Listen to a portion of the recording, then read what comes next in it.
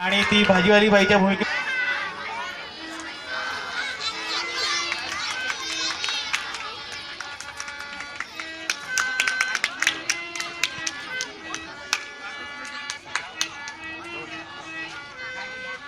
आली व आली सकुबाई आली.